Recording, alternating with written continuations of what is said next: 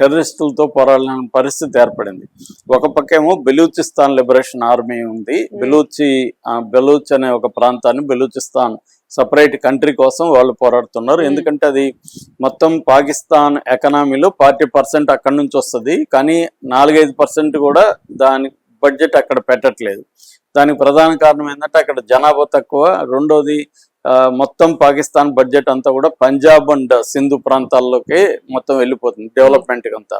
So అందుకని అక్కడ తిరుగుబాటు చేస్తున్నారు. ఈ మధ్యకాలంలో బలూచ్ లిబరేషన్ ఆర్మీ కూడా చాలా బలపడుతుంది. ముఖ్యంగా middle class, upper middle class, బాగా చదువుకున్న అమ్మాయిలు అబ్బాయిలు కూడా దాంట్లో చేరుతున్నారు. ఈ మధ్య కూడా ఇద్దరు అమ్మాయిలు చాలా ఫాస్ట్ గా మోడర్న్ గా ఉన్నారు. ఆ ఇద్దరు అమ్మాయిలు కూడా దాంట్లో చేరి పాకిస్తాన్ ఆర్మీ మీద అటాక్ చేస్తూ ఆ క్రమంలో వాళ్ళిద్దరు చనిపోయారు.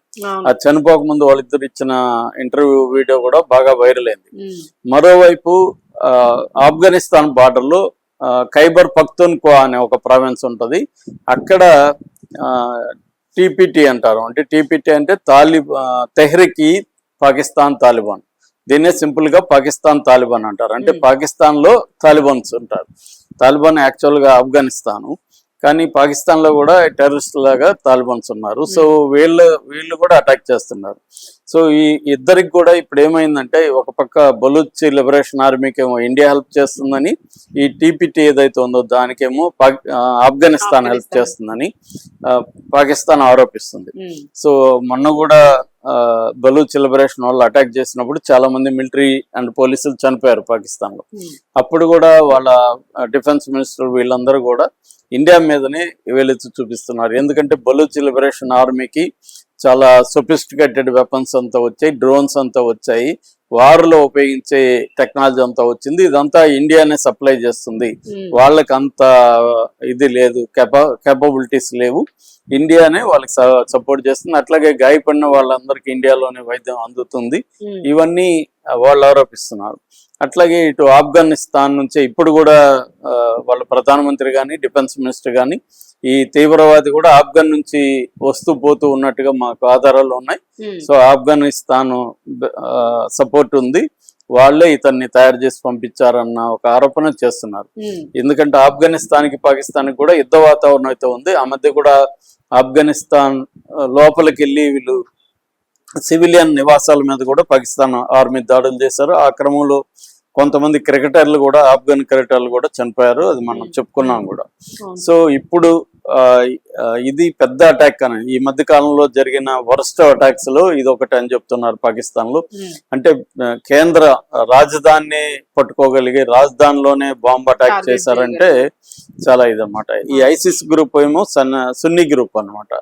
సో వీళ్ళు షియాల మీద ప్రపంచవ్యాప్తంగా దాడులు చేస్తుంటారు. సో అలాగే ఇప్పుడు షియా మసీదు మీద ఇచ్చేశారు.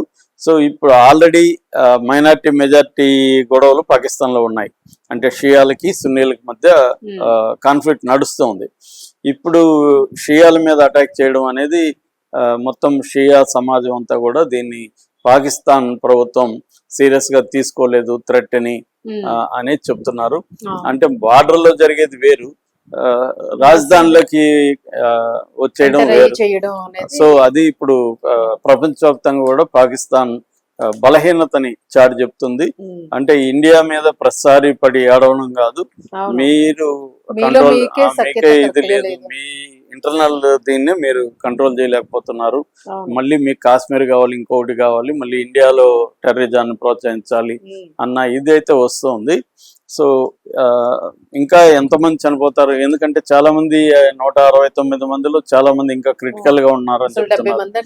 70 మంది చాలా ఎక్కువ కదా, అదే పెద్ద స్థాయి అటాక్ ఇది. సో ఇది అంటే ఒక్క వ్యక్తి వెళ్ళి 70 మందిని చంపగలిగాడు అనేది. మామూలుగా అయితే బార్డర్ లో మిలిటరీ అటాక్స్ చేస్తారు కాబట్టి మిలిటెంట్స్ కూడా చనిపోతారు, అక్కడ టెర్రరిస్టులు కూడా చనిపోతారు. దీంట్లో టెర్రరిస్ట్ లేదు, పైగా ఇది ప్రార్థనా స్థలము, ఇక్కడ ఏమీ మిలిటరీ లేదు. ఇది చాలా ఇప్పుడు ప్రపంచవ్యాప్తంగా ఇది సంచలనాన్ని సృష్టించింది. దీని మీద నెక్స్ట్ స్టెప్ పాకిస్తాన్ ఎలా తీసుకుంటుంది అనేది చూడాలి.